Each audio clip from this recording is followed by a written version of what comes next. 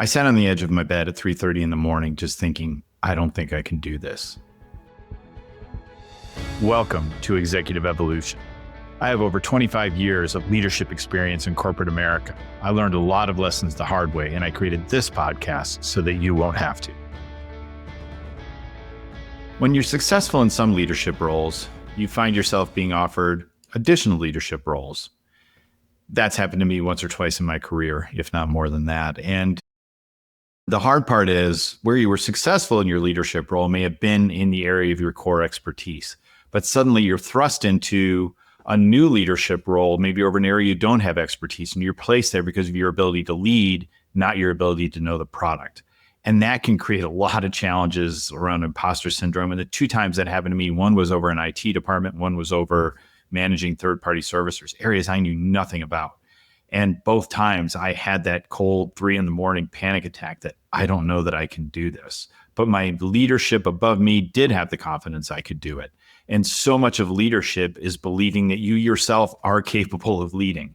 So we're going to talk about that and some other great themes in today's interview with Mandy Minitello. So let's jump right in and hear the story of her executive evolution. Mandy, welcome to the Executive Evolution podcast. Thank you so much for having me. I'm super excited to catch up and share.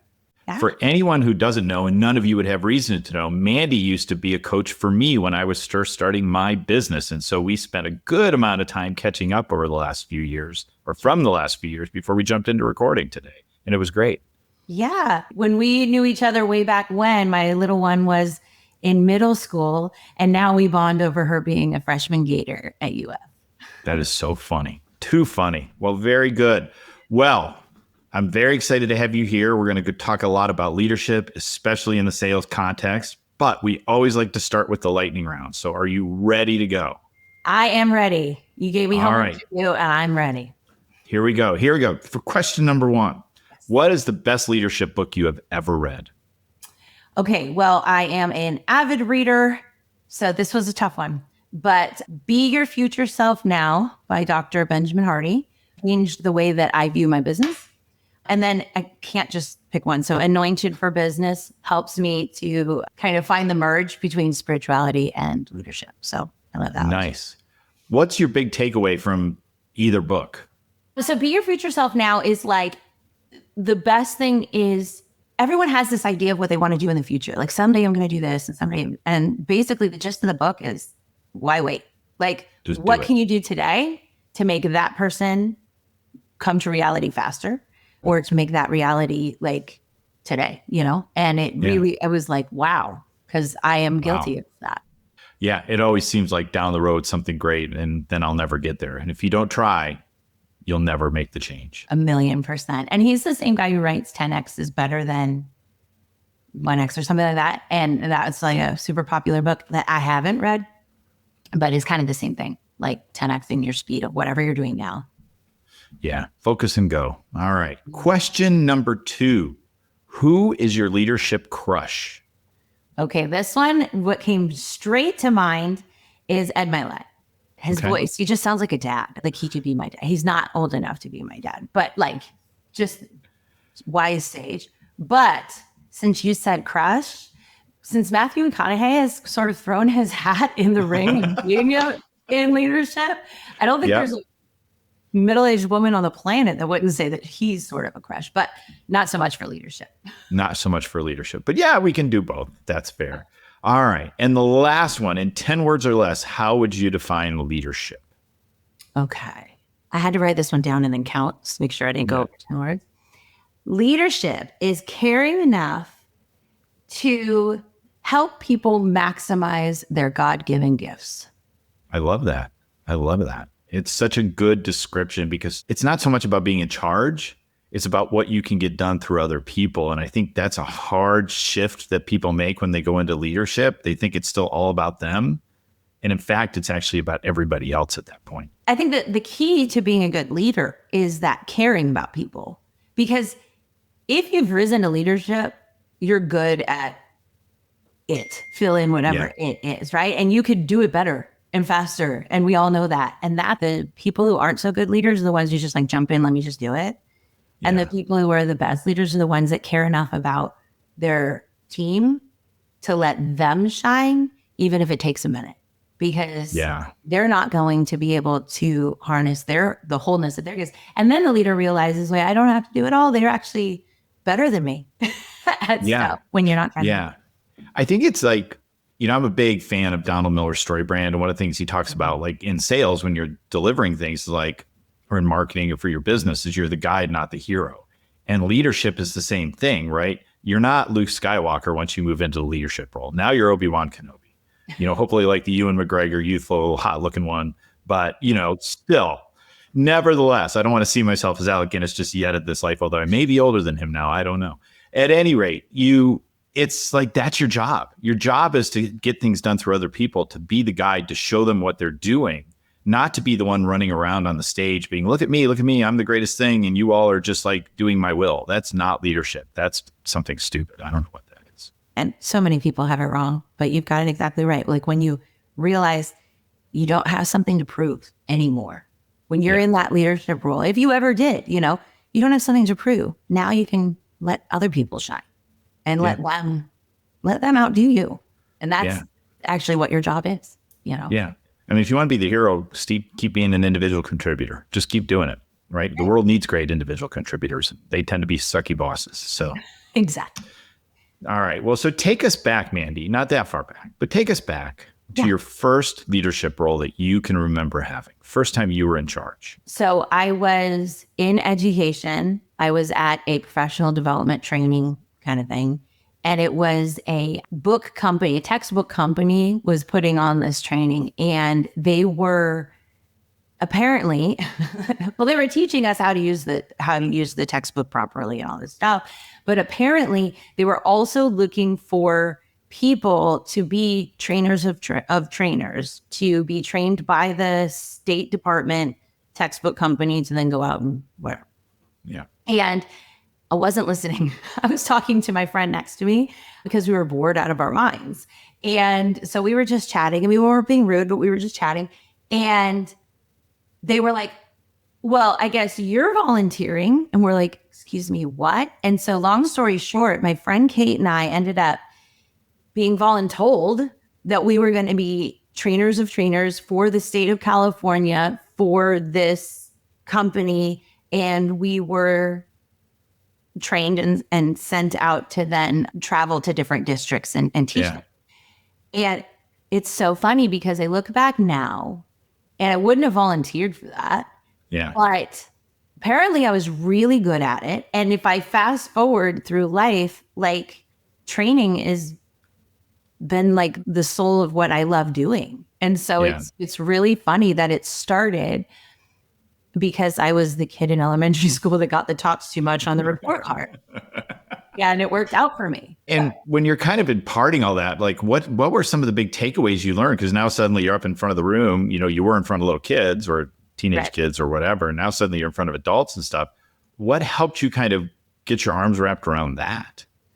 That they're all the same. Like whether you're in front of adults or kids, it's really about, training, whether you're in business or education or, whatever it is that you're imparting, it's always about reverse engineering. Like, what's the goal at the end of the hour, the day, the quarter, the year, the class, whatever it is, and starting from there and reverse engineering it back to what do I need to do in this first 5 minutes to make sure you get there. And then impart, along the way, having engagement and interaction and the things that make people actually absorb whatever it is that you're putting out there. And I realized, in this particular story, the person who was training us was so not engaging that I wasn't even paying attention. I'm talking to Kate. That's what I didn't want to be. And they're the ones hiring me. So I was like, let me show you how it's done. And I think a lot of people get into business that way because they have experience that they're like, well, they really aren't good at this. I could do better than that. Let me show you how it's done. And it's so interesting you say that because of how you kind of tee that all up. And we're going to do some time traveling later.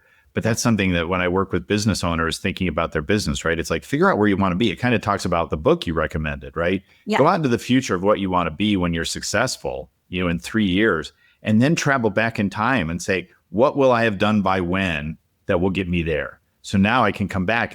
Like you said, all right, in the first 5 minutes, it's going to be this, in the first week, in the first day. Once you kind of know where you want to go and you can build backwards to it, now you start seeing a path forward that maybe you wouldn't see if you're just sitting down with a blank sheet saying, well, what do I want to do?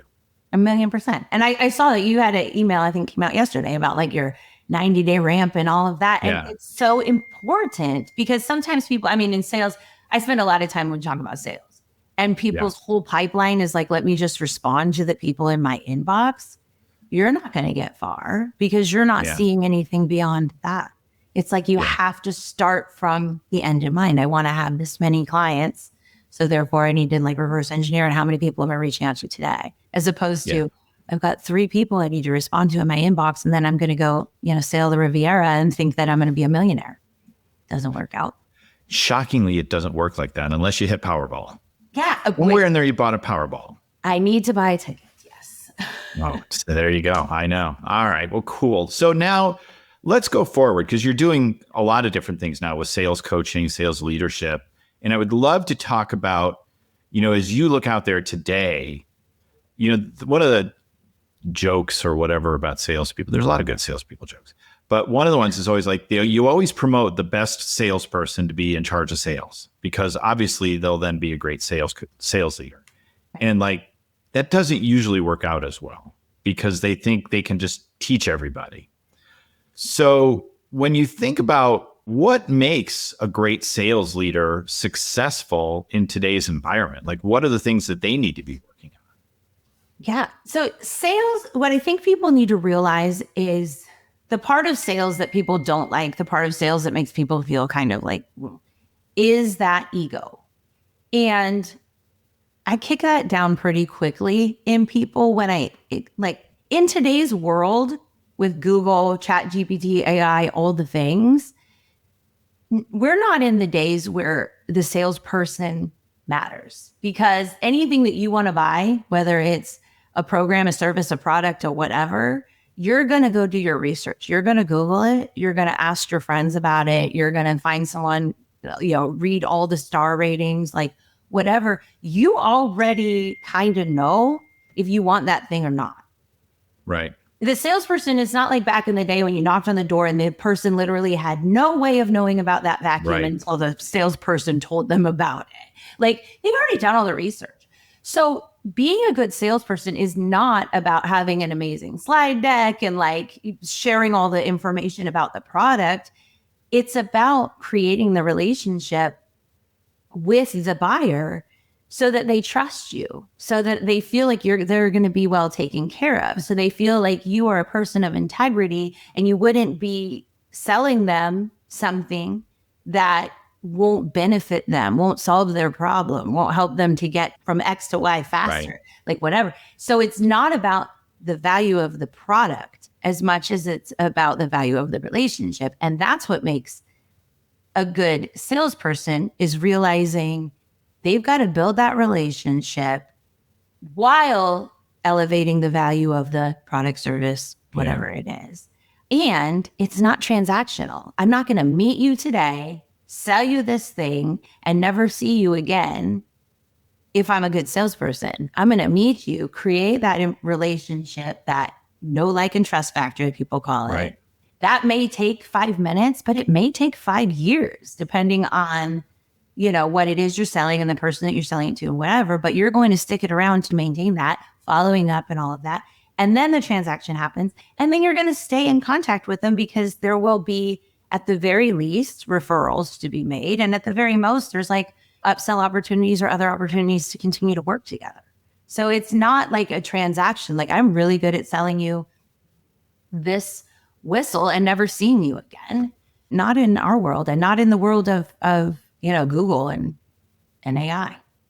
And it's so interesting because not great sales leaders, but a lot of sales leaders, right? They'll look and say, well, I'm counting coup, right? How many of this did you do? How many calls did you make? How much is this? Where are you at in your front? And I get that's how we manage salespeople. But in a world like that, or a world that we're entering into where it's really about, God, I bought a car and there was some sales guy at the end of the process. I don't know why he got a commission because, I did all the heavy lifting. He just made me sign papers. Right. But how do you start looking at that from a leadership perspective to measure a successful salesperson?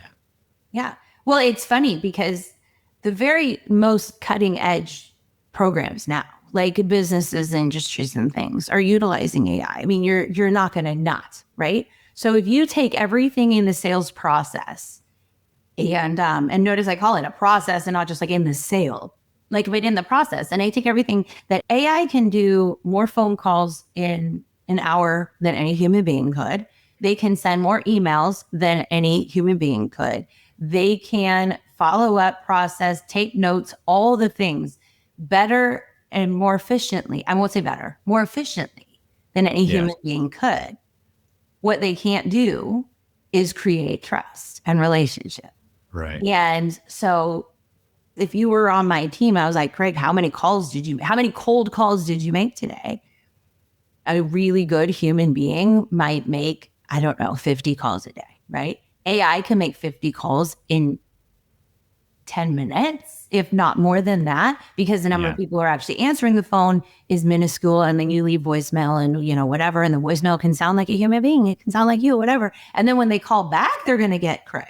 Now Craig's calls actually matter. So it like those same KPIs, those same data points that people used to have. How many cold calls did you make? How many emails did you send out? Like no one gives a rip now. The best companies aren't having human beings do that. We're going to save your zone of genius and your expertise for the warmer leads that call back. So let AI call 5 zillion people this week and you may have 500 calls on your calendar. Or, they're sending out 100 and you're actually talking to 10 people who are going to buy. You're going to be much more successful than a really proficient person who's just smile and dial. It's just you. But that's where like sales leaders, like that's what makes, and I'm not shooting my own horn, but like somebody like me who stays on the cutting edge of this and says, why aren't you using AI? When I come in and consult with a company and they're like, oh, here's our best sales leader. And I talk to them and like, why aren't you using AI? Why aren't you utilize these resources? They're not going away. And when you think about it, it's like, how do you find great salespeople in that environment then? What are you looking for in a salesperson today that maybe you weren't 10 years ago?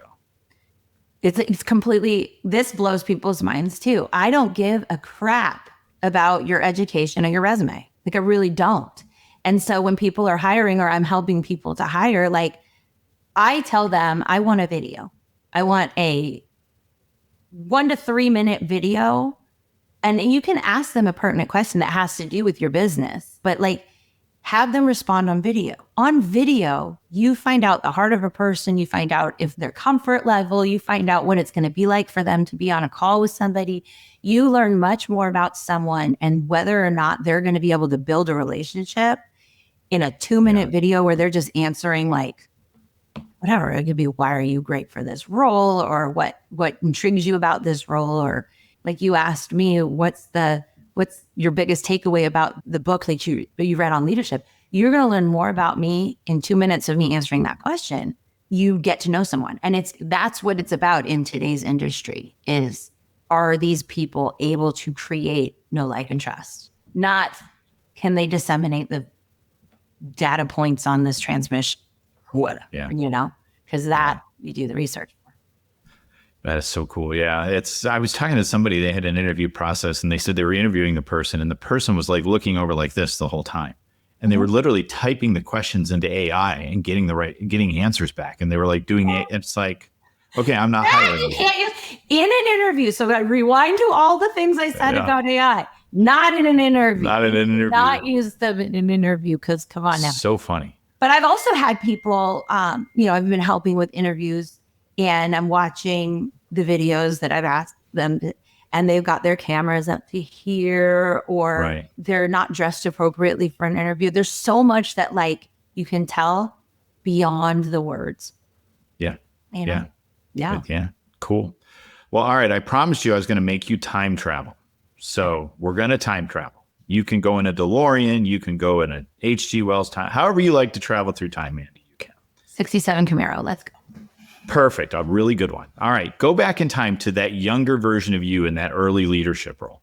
What's the one piece of advice you would give yourself that would make the job easier, make you better, make you more comfortable with the role? What's your one piece of advice to young Mandy? I would tell her that she deserved to be there. It wasn't an accident that she was called out. It was divine, like a divine appointment, if you will, that she was there, because the imposter syndrome of like, I'm not actually supposed to be doing this. I'm not actually supposed to be here and it's still a battle everybody has, I think, every day. But like, if I would have embraced that, I would have time traveled to a future much faster than, it took me. I love that. Yeah. Because everything comes back to some nerd thing for me, but there was like there's a Star Trek quote, terrible Star Trek Discovery. But anyway, the guy said, he's telling somebody about being a leader, said the first step in being a leader is believing that you can be one. Right. And, when so often I see companies do a terrible job of this. They throw, people into leadership roles at an early stage in their career because they were a great independent contributor or whatever. And they throw them into that role, and then they don't train them. They don't coach them. They don't mentor them. They just say, figure it out. And of course, this person's always been successful. So they're like, well, I got to figure it out. But they have no good role models. They have no good information. And then they end up costing you money because their leadership style is actually chasing people away. And so we really have to mentor and develop people, but also tell people, I believe in you. I believe you can do this, and this is why. So you can start to see it in yourself. So awesome. Absolutely. And it's like, you're not there by accident. Like, you're meant to be there. So rock it. And it's funny because I am a sales coach, right? By trade, right? Yeah. But really it's mindset more than anything, but people don't feel like they need mindset. So they don't seek out mindset coaching. They're seeking out sales coaching. But what it is like, have confidence. And in sales more than anything else, you've got to have swag, or no one takes you seriously. Love it. Well, Mandy, if people want to find you, learn more about you, connect with you, what are the best ways for them to do that? Well, I have a website, mandyminitello.com. I have a podcast that is relatively new, but it's Chasing Impact, Not Sales. And that's the core of really everything, is if you go for the impact and not just the transaction, everything else follows. And so I like to share motivation, mindset, have guests on that are killing it and all of that. So either of those. And then, of course, show notes from that will take you anywhere you want to go down that rabbit hole. Yep. And we will drop you into all the links with this episode. So Mandy, thanks so much. It was great to reconnect with you. It was great to hear the story of your executive evolution. And thanks so much for being here. So fun. Thank you, Craig. I really enjoyed both catching up with Mandy and having the opportunity to hear her leadership journey and how her leadership coaching can impact and benefit sales organizations. As always, I like to take away three key learnings from this episode, and I always break them down into the areas of confidence, competence, and calm. In the area of confidence, I mentioned this in the intro too, leadership is something that you have to believe you're capable of in yourself. If we don't believe we can lead, guess what? We're not going to be able to lead. Someone else can see that in us, put us in that leadership role, but if we ourselves don't believe we're capable of it, we're going to really struggle to execute. So you have to have the confidence that you are capable of doing that leadership role. And in the area of competence, it's about sometimes going with the flow, believing that, what we do has value, even though some things are going to change around it, we find the way through so that we can continue to bring value for ourselves and for our team. Then finally, in the area of calm, Mandy talked about imposter syndrome. And that is something, it's insidious in the way that maybe you deal with it in situation A, but then it comes back around in situation B, C, and D, and you have to deal with it again. Imposter syndrome really never goes away. It just manifests in different ways. But recognizing that, realizing when it's coming upon you, that's what allows you to calmly work your way through it and start realizing that there's very little external evidence to the story you're telling yourself, and that helps you generate the calm that allows you to move forward.